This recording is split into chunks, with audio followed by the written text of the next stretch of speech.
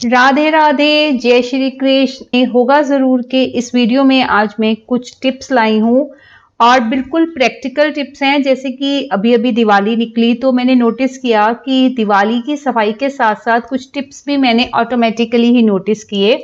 जैसे कि सबसे पहले टिप में मैंने क्या देखा कि अभी जो दौर गुजरा, छोड़ आए हम वो गलियां, कोरोना का दौर था, उसमें बाकी सब चीजें के साथ हमारे घर में ये सैनिटाइजर्स की बॉटल इकट्ठी हो गई। ऑलमोस्ट मुझे तो लगता है वो एक्सपायर भी हो चुकी हैं। तो उनको फेंकने की बजाय उनका बहुत बढ़िया यूज हम इस प्रकार से कर सकते हैं कि आप उनको घर की डस्टिंग के लिए इस्तेमाल कर सकते हैं। डेली जो आप घर की डस्टिंग करते हैं, शीशे का टेबल साफ करना है या वुडन जो हमारा कपबोर्ड वगैरह है, उसको किसी भी प्रकार की जो आपको डस्टिंग करनी है आप उससे कर सकते हैं। मैंने तो पाया कि जब मैंने इसे सैनिटाइजर से छिड़क कर या डस्टिंग क्लॉथ पर लगाकर कपड़े को टेबल पे मारा तो बहुत अच्छे से सफाई हुई, मिट्टी भी बहुत ज्यादा हटी और ये बिल्कुल बेस्ट आउट ऑफ वेस्ट भी है, क्योंकि इसको हम हाथों वगैरह पे अब नहीं लगा रहे हैं क्योंकि हमें एक्सपायरी डेट नजर आ रही है उस पे। लेकिन इसको किसी भी प्रकार से हमारे घर की चीजों पर, फर्नीचर पर, सोफे पर, कहीं भी शीशे को साफ करने में कोई नुकसान नहीं है, बल्कि ये फायदा ही करेगा। और जो इसकी हल्की सी महक आती है अगर हम डस्टिंग के टाइम जो करते हैं, वो 2 सेकंड में उड़ भी जाती है, सारी चीजें सैनिटाइज भी हो जाएंगी, पड़ी हुई चीज का भी इस्तेमाल हो जाएगा और ये मुझे तो बहुत फायदेमंद लगा। ये हो गई मेरी फर्स्ट टिप। सेकेंड टिप है, जब भी हमें घर पे कुछ तस्वीर, कोई वॉल क्लॉक वगैरह हैंग करना होता है कि अगर हम कोई कील लगाने की कोशिश करते हैं तो हमें बहुत जद्दोजहद करनी पड़ती है। मीन्स जरा सी कोई तस्वीर टांगने के लिए हमें ड्रिलिंग मशीन की जरूरत पड़ती है।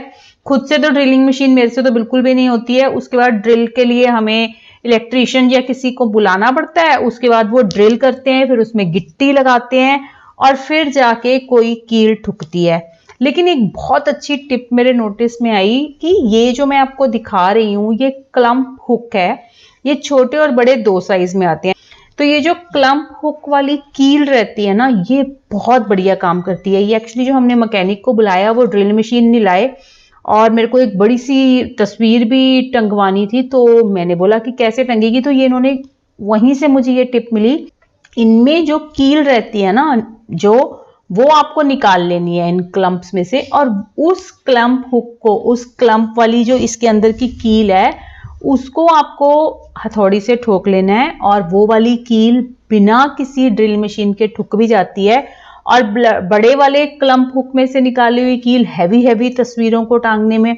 अगर आपको कंफ्यूजन हो रही है तो मैं आपको बताती हूँ, क्लम्प हुक इस तरीके से, जो कोई तार रहती है, हम एक से दूसरी जगह अगर अंडरग्राउंड नहीं कराते हैं तार, तो वो दीवार के साथ सटी रहे, जहां हम चाहते हैं वहां सेट रहे, वहां के लिए ये क्लम्प हुक्स रहती हैं। देखिए मैं दिखा रही हूँ मंदिर के साइड में ये क्लम्प हुक्स लगाकर, और उसको तार इधर उधर फैले नहीं, उसको सेट किया हुआ है, उसके लिए काम आती हैं। तो ये वाली जो क्लम्प हुक के अंदर की कील रहती है, जो नेल रहती है उसके अंदर की, उसको आप बिल्कुल यकीनन आप ट्राई कीजिए। मैंने खुद भी ट्राई किया, ये ठुक जाती है दीवार में और आप हैवी या लाइट वेट की कोई भी तस्वीरें वगैरह वॉल हैंगिंग हैंग कर सकते हैं। ये परेशानी हो गई हल। थर्ड टिप भी बहुत अच्छी है। वो है कि जब मैंने साफा सफाई करी तो बहुत सारी चीजों के साथ मैंने पाया कुछ ग्रीन टी के पैकेट्स जो एक्सपायर हो चुके थे, वो मेरी, और बहुत सी दवाइयां, पता नहीं कैल्शियम की, दर्द की और आयरन की, किस किस चीज की थी, वो सब दवाइयां भी एक्सपायर हो चुकी थी। अब उन दवाइयों का हम क्या करेंगे? ऑब्वियसली हम उन्हें कंज्यूम तो बिल्कुल भी नहीं करेंगे, लेकिन ये इस तरीके के ग्रीन टी के पैकेट्स जिनके पीछे एक्सपायरी डेट बता रही है कि ये एक्सपायर हो चुकी हैं, या ऐसी बहुत सी दवाइयां, फेंकने की जरूरत नहीं है। इनका बहुत अच्छा यूज मैं बता रही हूं कि आपको इस प्रकार की सारी एक्सपायर्ड हर तरह की दवाई, और खासकर ग्रीन टी या सिंपल टी, तो जो चाय पत्ती रहती है वो तो वैसे भी पौधों के लिए बहुत फायदेमंद रहती है। आप एक बकेट में थोड़ा सा पानी ले लीजिए, आधी बाल्टी के करीब, उसमें जितनी भी ये मेडिसिन्स हैं जो एक्सपायर हो चुकी हैं, या कई बार ये होता है कि कोई पैकेट आपको पता ही नहीं लग रहा किस चीज की है, उन सबको आप पानी में डाल दीजिए। ज्यादा से ज्यादा 1 घंटा लगेगा, वो सब दवाइयां घुल जाएंगी और काला पीला सा पानी वो बन जाएगा। उस पानी की थोड़ी थोड़ी मात्रा आप जितने भी प्लांट्स हैं आपके घर में, गमलों में, क्यारी में, उन सब में डिस्ट्रीब्यूट कर दीजिए। थोड़ा थोड़ा पानी ये दवाई वाला डाल दीजिए, टी बैग्स वाला जो भी है सब आप इकट्ठा ही डाल दीजिए। इससे जो है कि बाल्टी में जब हम मिक्स कर लेंगे तो सारे पौधों में इकट्ठा ही उन सब का न्यूट्रिशन मिल जाएगा। और ये जो दवाइयाँ हैं इस प्रकार डालने से पौधों में कोई नुकसान नहीं करती हैं। किसी न किसी दवाई से कोई न्यूट्रिशन, किसी न किसी दवाई से कुछ आयरन मिल जाएगा पौधों को, और वो यकीनन पौधों के लिए फायदेमंद ही रहेंगी। हम बिल्कुल उन्हें कंज्यूम नहीं कर सकते हैं, लेकिन पौधों में बिल्कुल डाल सकते हैं। तो है ना बिल्कुल फायदे का सौदा, बची हुई और बेकार हुई चीजों को भी इस्तेमाल करने का मैंने आपको ये टिप बताया। नेक्स्ट टिप भी बहुत फायदेमंद रहने वाली है, बहुत प्रैक्टिकल, नो कॉस्ट रहने वाली है। तो नेक्स्ट टिप की तरफ चलते हैं। नेक्स्ट टिप है हम सब गृहिणियों की बहुत पसंदीदा टिप। बर्तन धोना या यूटेंसिल्स क्लीन करने का हमारा डेली का 2-3 बारी का प्रोसेस रहता है। और बर्तन क्लीन करते हुए जो सबसे बड़ी एक चीज मैंने नोटिस करी है कि अक्सर मम्मी या मदर इन लॉ कहा करती थी कि हम तो बर्तन वगैरह क्लीन करते थे तो जरा भी टिड गिल्ला नहीं हुंदा सी, मीन्स उनके कपड़े उनके पेट के पास से बिल्कुल भी गीले नहीं होते थे। और ऑब्वियसली वो लोग हमसे को थोड़ा बहुत ज्यादा ही काम करते थे। और फिर मुझे हमेशा से ये लगता है कि ऐसा क्या तरीका होता है। आज मैं आपको वो तरीका, वो टिप बताने वाली हूँ जिससे कि अगर आप बर्तन क्लीन कर रहे हैं और ऐसा कोई भी काम सिंक में कर रहे हैं दाल वगैरह धुलने का, तो आपके खुद के कपड़े बिल्कुल गीले नहीं होंगे। एक बहुत ही जनरल टिप जो इसके लिए आप सोचेंगे कि जो है एप्रन डाल सकते हैं। एप्रन घर में बना भी हो सकता है, बाजार से लाया भी हो सकता है, तो बिल्कुल ठीक, ये टिप आपकी ठीक है। लेकिन आज मैं आपको एप्रन के बारे में नहीं बताने वाली हूँ। इसका दूसरा टिप मैं आपको बताने वाली हूँ। उसके लिए मेरी एक फ्रेंड ने ऐसे ही बात बात में बताया कि अगर हम बर्तन धोते समय पानी का वॉल्यूम स्लो रखें। जी हाँ, बहुत साधारण है लेकिन बहुत इंपॉर्टेंट टिप है कि अगर आप पानी फुल पर ना चलाएं तो जहां एक और पानी की वेस्टेज कम होगी, बर्तन उसी तरीके से धुलेंगे। कोई जरूरी नहीं होता कि फुल स्पीड पे धड़ाधड़ पानी चलाना है, उससे पानी की वेस्टेज ही होती है। आप पानी की टूटी थोड़ी कम चलाइए, आधी स्पीड पर चलाइए। उस स्लो आते पानी में आप आराम से बर्तनों को करिए। यकीन मानिए बर्तन जो हमारी क्लीन करने की स्पीड है उसमें बिल्कुल भी फर्क नहीं पड़ेगा, बल्कि पानी कम उछलेगा। अच्छे से यूटेंसिल्स हमारे क्लीन हो जाएंगे, बर्तन मांजने धोने का काम अच्छी तरह से हो जाएगा। और कपड़े भी हमारे पेट के पास स्पेशली जो गीले हो जाते हैं बिल्कुल गीले गंदे नहीं होंगे। आप इस टिप को अपनाकर जरूर देखें। मोस्टली हम लोगों के घरों में हेल्पिंग मेड्स हैं, ये ठीक है, लेकिन फिर भी किसी टाइम किचन में हमें कोई ना कोई काम तो करना ही पड़ जाता है पानी का। तो ऐसे में आप ये टिप जरूर अपनाएं। साधारण सी टिप है, बहुत काम की टिप है, और मैंने इसको आजमा कर देखा तभी आपके साथ शेयर किया। लेकिन अगर आप मेरी बताई इस टिप को यूज करेंगे तो बिल्कुल ऐसा नहीं होगा। तो चलिए नेक्स्ट बहुत इंपॉर्टेंट टिप मैं आपको बता रही हूँ कि हम उस मीडियोकर फैमिली से बिलोंग करते हैं मोस्टली, जहां पर अगर हमारी इस तरीके की शहद की शीशियां खाली हो जाएं, इतना अच्छा इनका कांच रहता है, और ऊपर से पहले वाली जैम की बॉटल्स का तो ढक्कन भी इतना बढ़िया नहीं रहता था, लोहे से का रहता था, टूट जाता था। और अब की तो इन शहद की बॉटल्स का जो ढक्कन है वो भी पूरा चूड़ीदार टाइट रहता है, तो मैं बिल्कुल भी इन्हें फेंकती नहीं हूँ। तो मैं इन सब का ये देखिए जो ऊपर का स्टिकर है मैंने बड़ी चालाकी से उतार दिया, और अब ये मेरी अपनी कस्टमाइज शीशियां बन गई हैं जिसमें मैं जीरा, अजवाइन, हल्दी, गरम मसाला, हर तरीके का मसाला रखती हूँ। और कांच में कभी भी कोई मसाला अचार खराब नहीं होता, तो मेरे पास अच्छी एक वैरायटी ऑफ कांच की शीशियां हो गई हैं। और इसके लिए बहुत सिंपल प्रोसेस है, आपको गर्म पानी में सर्फ डालकर इनको थोड़ी देर भिगोने के बाद रगड़ना है, जिसका पूरा डिटेल्ड वीडियो पहले ही होगा जरूर चैनल पर अवेलेबल है, जिसका लिंक आपको डिस्क्रिप्शन में मिल जाएगा। आप उस डिटेल वीडियो को भी देख सकते हैं और ट्राई कर सकते हैं, ये बेस्ट तरीका। और कोई भी कांच के कंटेनर्स का जिसका आप लेबल उतारना चाहते हैं बहुत आसानी से उतार सकते हैं। चलिए नेक्स्ट टिप जो मैं आपको बता रही हूँ, आप में से बहुत से लोग और मोस्टली सब लोगों के घरों में नए फ्रिज होंगे, कुछ ने परचेज किए होंगे या कुछ के पास पहले से ही होंगे।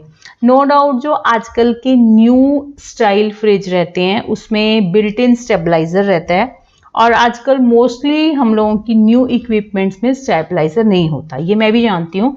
लेकिन होता है ना कि कई बार हमें कुछ चीज़ों से कुछ अलग ही जुड़ाव रहता है, और ये ज़रूरी तो नहीं कि सारी पुरानी चीज़ों को फेंक ही दिया जाए अगर उनमें कुछ प्रॉब्लम भी ना हो। जिस भी रिक्वायरमेंट के लिए फ्रिज चाहिए होता है, फिलहाल ये मुझे बिल्कुल परेशानी नहीं हो रही इसमें, और काफ़ी अच्छे से चल रहा है, तो मैंने अपने फ्रिज को नहीं फेंका है। जब भी कभी फ्यूचर में मैं न्यू फ्रिज लूंगी भी, तब भी मैं इस फ्रिज को डिस्कार्ड बिल्कुल नहीं करूंगी, क्योंकि मुझे इसकी कूलिंग वगैरह से बहुत सेटिस्फेक्शन है। तो खैर, इस फ्रिज के साथ एक स्टेबलाइजर है, और ये थोड़ा, अगर हमें बाई चांस लगता है कि स्टेबलाइजर या इस तरीके का कुछ सुंदर नहीं लगता, तो मैं एक छोटी सी टिप आपको बता रही हूँ, अगर आपको अच्छी लगे आप अपना सकते हैं। तो आजकल की ब्याह शादियों में हमें मिठाई के डिब्बे इस प्रकार से मिलते हैं। सूखी मिठाई जो है, 2-3 हमारे घर की मैरिजेस में इस प्रकार के डिब्बे में मेरे पास आई। मिठाई खाने और निकालने के बाद वो डिब्बा साफ कपड़े से जब मैंने पोंछ दिया, तो काफ़ी देर तक मैंने देखा मजबूत है वो डिब्बा। हैंकी, सॉक्स वगैरह रखने के लिए भी मैंने कुछ डिब्बों को यूज़ किया। यहाँ मैंने उसी डिब्बे का इस्तेमाल स्टेबलाइजर को रखने के लिए किया है। आप किसी भी फॉर्म में, मैंने जैसे इसको इस तरीके से लेटाकर यूज़ किया है। इसके ऊपर डोरी भी दिख रही है, पीछे एक प्लग है जो हमें स्टेबलाइजर के पीछे लगाना होता है, और एक तार बाहर आ रही है। बस उतनी सी जगह हमने कैंची से काट दी, गत्ता है, बहुत आसानी से कट गया। और आगे से इसकी लाइट वगैरह देखने के लिए, क्योंकि मोस्टली हमारे घर में जो हमें पता चलता है कि लाइट है या चली गई है, वो हम इस स्टेबलाइजर की लाइट से ही देखते हैं। और थोड़ी सी हीट वगैरह भी हो जाती है स्टेबलाइजर में, थोड़ा खुला होना भी चाहिए, इसलिए मैंने आगे से भी थोड़ा सा इसका टीवी सा काट दिया, जिससे हमें उसकी लाइट नजर आ रही है। तो मुझे ये अच्छा लगा, इंटरेस्टिंग लगा थोड़ा। अभी सर्दियां भी है, इतनी फ्रिज की रिक्वायरमेंट भी कम हो जाएगी, लेकिन ऑब्वियसली फ्रिज को कभी बंद नहीं करना चाहिए, मैं ऑन ही रखूंगी। इसलिए तो मैंने इस तरीके से स्टेबलाइजर का छोटा सा टिप किया, मुझे अच्छा लगा। अगर आपको भी अच्छा लगे तो आप अपना सकते हैं, वरना इग्नोर तो कर ही सकते हैं। खैर, इसी टिप के साथ नेक्स्ट टिप भी बहुत मज़ेदार मैं आपको बताने वाली हूँ। छोटी सी टिप है, लेकिन बहुत मज़ेदार ये हुई कि मेरे पास बहुत पहले से प्रेस का एक टेबल था, जो बना बनाया टेबल मार्केट में मिलता है। उसके ऊपर लकड़ी का फट्टा रहता है और 4 लेग्स रहती हैं, जिसको फोल्ड कर देते हैं। तो उसकी लेग्स काफ़ी बारी टूट गई थी, वेल्डिंग भी कराई, लेकिन हमेशा डर रहता था कि वो कहीं पैर पे ना गिर जाए। इस बारी मैंने क्या जुगाड़ लगाया कि मैंने कुछ last to last season AC खरीदा था। एसी, फ्रिज, इस तरह की जब बड़ी चीज़ हम खरीदते हैं, चाहे ऑनलाइन लाएं चाहे कैसे लें, मैंने खैर ऑनलाइन लिया था, तो उसके साथ बड़े बड़े हमारे पास कार्टून आते हैं। ये कहने को तो गत्ता रहता है, लेकिन अगर आप इसको कबाड़ में ना दें, ये इतने मजबूत रहते हैं। मैंने खुद ट्राई किया है, इसके ऊपर बैठ के भी चेक किया है। जब मैं 70-80 किलो वाली लेडी, मोटी ताजी, इस गत्ते के ऊपर बैठ सकती हूँ, इसका कुछ नहीं बिगड़ा, तो इट मीन्स ये परफेक्ट है। वैसे भी हमें इनके ऊपर कुश्ती नहीं करनी है। मैंने तो सिंपली जो प्रेस वाले टेबल का फट्टा था, वो इस गत्ते के कार्टून के ऊपर रख दिया। उसके ऊपर आप चादर सुंदर सी बिछा लीजिए। मैंने खैर दिवाली की सफाइयों के दौरान इसके ऊपर की सुंदर सुंदर चादर तो हटा दिया धोने के लिए। आपको दिखाने के लिए मैं साइड से दिखा रही हूँ, ये गत्ता ही है, और ये कम से कम प्रेस के लिए तो बहुत ज़्यादा फर्स्ट क्लास यूज़ हो रहा है, बिल्कुल हिलता नहीं है। आप ये भी कर सकते हैं कि इसके अंदर जो हॉलो स्पेस है, आप चाहें तो उसके अंदर कोई सराने सरूने फालतू चीज़ें भी डाल सकते हैं, क्योंकि ऊपर से तो ढक जाएगा। मल्टीपर्पज़ आप इसको यूज़ कर सकते हैं एज अ टेबल। अगर आप सेंटर टेबल यूज़ करना चाहते हैं, कई बारी आपको कहीं पर ज़रूरत होती है टेबल की, तो आप इसके ऊपर सुंदर सी कोई शीट चादर बिछा देंगे जो चारों तरफ से इसको कवर कर ले, तो बिल्कुल पता भी नहीं लगेगा कि ये कार्टून गत्ते से आपने टेबल बनाया है, और कुछ भी करने की जरूरत नहीं है। बाकी आप इसको ब्यूटीफुल तो कितना भी बना सकते हैं। कोई किसी भी चद्दर से, सोफों के पुराने कपड़ों से, किसी भी तरीके से फेविकॉल से पेस्टिंग कर दीजिए, तो ये बहुत सुंदर और बहुत यूजेबल बन जाएगा। अपना फीडबैक मेरे साथ कमेंट सेक्शन में ज़रूर शेयर करें। इन साधारण सी टिप्स में आपको कौन सी टिप्स सबसे ज़्यादा अच्छी लगी, ये भी बताएं। तो मिलेंगे न्यू वीडियो में न्यू आइडिया के साथ। Till then, bye bye, thanks for watching.